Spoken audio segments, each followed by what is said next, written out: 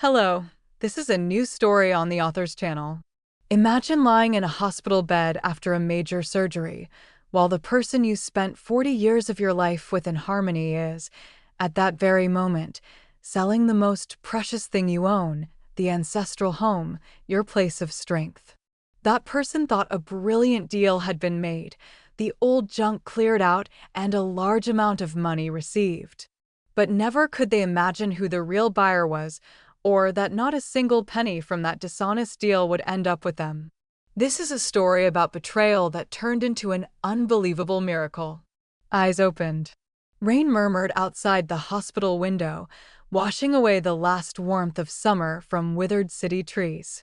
Autumn arrived, the least favorite season in the city, but the most beautiful out at the garden house.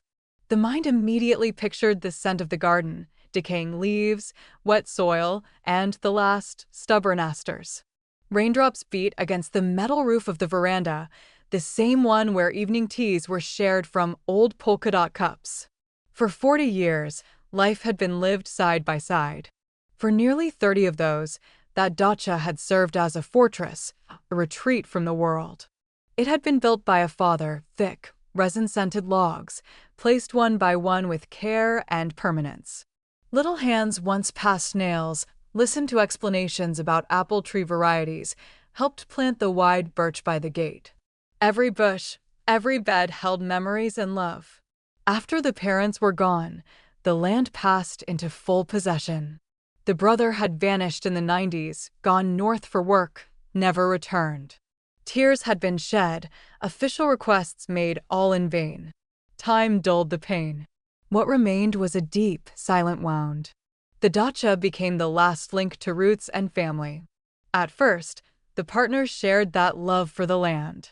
Potatoes were planted together, greenhouses built, evenings spent by a small stove. But in recent years, complaints grew. Digging hurt the back. The effort no longer seemed worthwhile. "What's the point?" was often said. Better to rest at a resort than suffer in the dirt. But for the one left behind, it wasn't labor, it was joy. There, breathing came freely. Worries faded. Then came the heart attack, an ambulance, a diagnosis, a harsh conclusion. Urgent, expensive surgery was needed. Action followed swiftly. "I'll take care of everything. We'll manage. Just stay alive." That was the promise. And belief followed. Modest savings were spent, belongings sold, loans taken. There was no strength to interfere, no need. Trust was complete. The surgery went well. Doctors praised strength and will to live. A month passed in the hospital, life returning step by step. Visits were daily, homemade broth, gentle words, familiar touch, promises of peace ahead. No more gardens. Only rest. Everything will be done. That care felt warm, even touching. The illness had softened things, restored tenderness. Today, discharge came. Outside was gray, but inside shone sunlight. Home waited. Thoughts filled with familiar rooms, favorite chairs, the scent of safety. Soon, a return to the garden, late apples to gather, roses to shelter, one last warm fire on the veranda. A small bag was packed. Waiting began. But minutes passed. Then an hour. Still no arrival. Worry crept in. A phone call was made, no answer. Another hour passed. Then a nurse entered. "There's someone downstairs." A neighbor, sent to collect. Said the husband had urgent business. Surprise followed. What could be more urgent than picking up a recovering spouse? But there was no strength to argue. Dissent came slowly. The neighbor, warm, round, and familiar, greeted with gasps, "So thin now. Thank heavens you're alive." A quick explanation followed. "A request came early this morning. He asked me to come. Said, can't leave work." A tired smile was forced. Something didn't add up. Retirement had happened 3 years ago.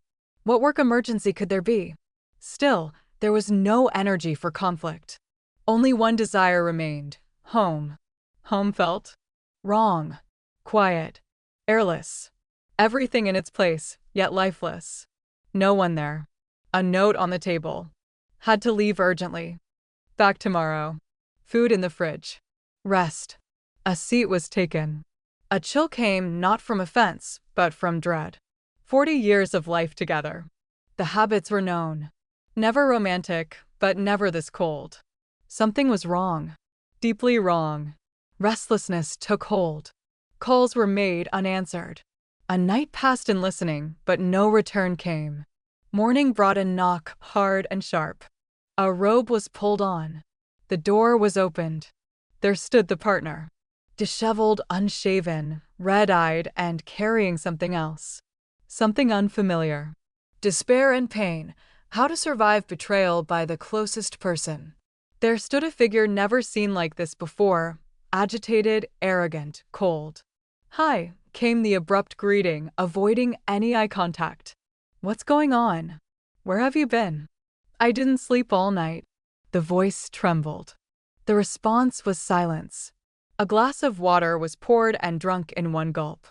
Then came the words, "Sit. There's something to talk about." A seat was taken. The heart pounded so hard it felt like it might explode. I solved our financial problems. All of them. The surgery, the debts, the future, it's covered. "How?" came a whisper. A crooked smile appeared. The country house was sold. The breath escaped the lungs in a hiss. Disbelief filled the room. That couldn't be true. "What?" Hoping it was a misheard word. The Dacha, came the confirmation, firmer, irritated. That old house, 6 overgrown acres. But the money. Now we can go to a resort, renovate the apartment. You wanted that, remember. But none of that was heard anymore. The mind spun. The garden. The house. The birch by the gate. The scent of apples. All of it sold. Without asking. While lying unconscious in surgery, this betrayal took place. Behind the back, a deal was struck. A memory trampled. A legacy erased. Who bought it? What difference does it make? Came the shrug. Nice city people. Good price, even above market. Everything was handled while you were in the hospital. Fast, clean. A thick envelope was taken from a cupboard and tossed on the table. There. The advance. The rest went to the account. All legal. Eyes stared at the envelope. And then rage. Unfamiliar, overwhelming, blinding. You had no right. This is my father's house. This is my life. How could you? Stop screaming, came the harsh reply. It was done for us. For you. So you wouldn't have to dig in the dirt until the end. You're ungrateful. Get out. A quiet command. But firm. Leave. I don't want to see you. For a moment, silence. Then a bitter laugh. Where should I go? This is my apartment too. And you're the homeless one now. Your beloved Dacha is gone. So get used to it. The money is with me. Life will be as I decide. The door slammed. Alone. On the kitchen floor. Legs gave out. No tears, just emptiness. The one who shared 4 decades, a stranger now. Cold. Calculating. A traitor. Everything cherished, destroyed. And now drunk on control. There was no plan. No thoughts. Only numbness and void. Arms wrapped around knees, eyes fixed on nothing. Then, vibration on the table. The old push-button phone, the one used in the hospital. No strength to answer. But the ringing continued. Finally, a lift. A strange number. No city code. Just digits. Mechanically, the answer was pressed. "Hello," came a lifeless voice. Silence. Then breath. Then a hoarse voice. Unfamiliar, yet deeply known. From long ago. A voice not heard in nearly 30 years. "Sister, is that you?" "It's me." Fingers clenched the phone until knuckles turned white. That voice. Recognizable from 1,000 others. Roughened by time, matured, but still holding childhood tones. A whisper escaped. "You." This wasn't possible. There had been an official notice, a death. "Mistake," the voice said quickly. "All of it, a mistake. It's a long story. I'll explain everything. But first, is that really you? Are you?" "Yes." The reply barely came. Collapse onto a chair followed. A grumble echoed from the next room. Who's calling this early? The phone was covered with a hand. That conversation wasn't meant to be heard. Not by that one. Listen carefully. The voice turned serious, urgent. I know what happened. I know about the house. Don't be afraid. Don't argue. Don't act. Just tell me, where can we meet? I'll come right now. A moment of silence. Chaos inside. But one thing was certain. A meeting was necessary. To see. To believe. That this wasn't a dream or delusion. The park, the one near the house. By the fountain. 20 minutes came the instant reply. The call. Ended. The phone was lowered slowly. A rise. A walk toward the bedroom. The other lay on the bed, arms behind the head, watching TV. No glance. I'm going to the store. For bread. Fine, came the careless reply. And get some kefir. Silently, clothing was put on. The old bag was taken. The apartment, suddenly unfamiliar, hostile. Outside, rain still fell. But it went unnoticed. Step after step, a wild hope grew. There, near the empty autumn fountain. A tall, broad-shouldered figure in a dark jacket. Even from behind, a resemblance to a father. A freeze. A whisper. You. The figure turned. A weathered face lined with time. Serious, deep-set eyes. A scar on the chin, the one from falling off a bike in childhood. A name was breathed. A step forward. And all composure broke. Tears poured. A run forward. A face buried into a damp, rough coat that smelled of rain and roads. Sobbing. Strong arms held tight. Fingers stroked hair. Reassurance whispered. It's okay now. I'm here. Always now. They sat on a wet bench under an old maple. The story came. It sounded like a nightmare from the 1990s. Yes, he had gone north. Work was brutal, pay was good. Plans to earn for a home, help parents. Then betrayal. A setup. Accused of a theft never committed. Beaten. Documents stolen. Left in the wilderness. Assumed dead. But survival came. Rescue by a secluded religious group in the forest. No documents. No way out. Years passed. Only in the 2000s, a way to a city emerged. A slow rebuild. Day work. New documents under a new name. A secret deal. Why the husband will never see the money. Circumstances had unfolded in such a way that letters had been sent to the old address, unanswered, unread. But the search never stopped. For years, every trace of family was followed. And then, just weeks ago, while browsing property listings in the hometown, a discovery appeared. There it was, the childhood home. The porch, the birch tree, everything. Recognition was instant. A call was made immediately. A male voice answered. Calm, persuasive. Claimed the wife was in the hospital. Claimed money was needed. Claimed the property had to be sold quickly. The truth was withheld. No name was given. The contact went through a realtor. A high price was offered, enough to keep competitors away. The idea was to buy it secretly, then return it as a gift. To say, here is your house again. And here is money for treatment. For life. There was no suspicion that everything was being done behind her back. This morning, the realtor called to confirm the deal had closed. It was mentioned that the husband had insisted on receiving all funds into a personal account before she was discharged. That raised concern. Old phone records were searched. A number found. A call placed. And the voice on the other end. It was broken, defeated. The full story came pouring out. The shift in personality. The increasing bitterness. The fake concern during illness. The betrayal. The note on the table. The terrifying eyes. The envelope of money tossed like garbage. And the declaration. Now I decide everything. You're nothing. Silence. Then resolve. The hand reached out, warm, steady. So, money, huh? A crooked smile followed. He thinks he has the money? Well, time for a little surprise. What do you mean? The man is greedy, but not very smart. Rushed through the deal so fast he didn't read the contract. Saw the total and started counting the imaginary riches. But that's not how real estate works. Calm words, but filled with energy beneath the surface. Serious transactions don't finish with envelopes. The majority of the money, the real amount, is not in his account. It's in a bank deposit box, released only with the right document. What document?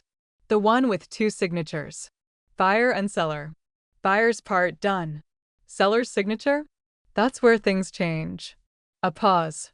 Because officially, the only legal owner of that house until the last day was you. All he had was a very old power of attorney you once gave years ago, just in case. Wide eyes. Disbelief. That envelope? Just a deposit. A decoy. Enough to distract him. The rest he'll never touch. And the house. The property is already mine. On paper. But in truth, it stayed in the family. Hands covered the face. Tears, but not of pain this time. Of relief. Overwhelming, unbelievable relief. For 30 years, the belief was that there were no branches left on the family tree. And now there was strength again. Support. Blood. A brother rediscovered. A protector returned. Let's go home, came the quiet voice. Fear crept in. I can't. I don't want to see him. We must, came the firm reply. This ends today. I'm with you. The walk home felt different. Strength returned with every step. No longer a victim. Back in the apartment, there he was. Sitting at the table. Eating soup. Finally, a glance up. Annoyance. You forgot the kefir, he grumbled. The words stopped mid-sentence as another figure stepped through the door. And who's that? My brother, came the calm reply. A harsh laugh erupted. The one who vanished 30 years ago? Come back from the grave to claim inheritance? Too late. Everything's sold. The money's mine. Money? A step forward. The envelope lifted. A glance at the bills. Toss back. That's lunch money. The real funds, the ones you sold her father's house for, you'll never see them. Confusion turned to panic. I already got them. They're in my account. No. You got nothing. The money is sitting in a bank. Waiting. For her signature. Not yours. Silence fell. The words sank in slowly. Painfully. No house. No money. Ruined. A rise from the chair. A flush of the face. And who do you think you are to say this to me? A stare returned. The new owner. The city buyer you were so eager to cheat. And also the brother who won't let you hurt her again. The room fell into dead silence. Only the ticking of an old wall clock was heard. Eyes darted. Back and forth. The full horror finally sank in. The scheme shattered. The victory, a total defeat. Words tried to form. But only silence came. The arrogance crumbled.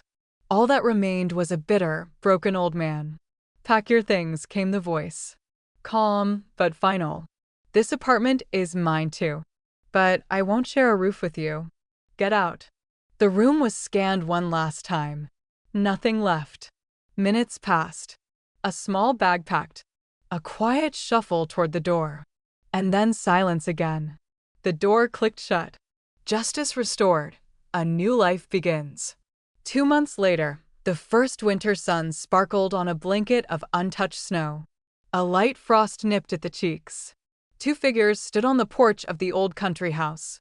Repairs had been made, windows replaced, the roof reinforced. The scent of fresh wood filled the home. The furnace was lit. Spring plans were made. And joy returned. The illness gone. The strength renewed. The protector was not just family, but a builder, a creator. A man who never married, who spent his life dreaming of coming home. And finally he had. They drank tea from a thermos, standing by the snowy garden. Bird feeders hung from old apple trees. The birch, planted by a father's hands, spread its white branches across the sky. Everything was in its place again. "You know," came a voice, "I want to build a gazebo here. A big one for the whole family." A smile formed. There was family again. "And a swing," came the reply, like in childhood. An arm wrapped around her shoulders. "There'll be a swing. Everything will be here." A new life was ahead. Peaceful, warm, and wrapped in the arms of home.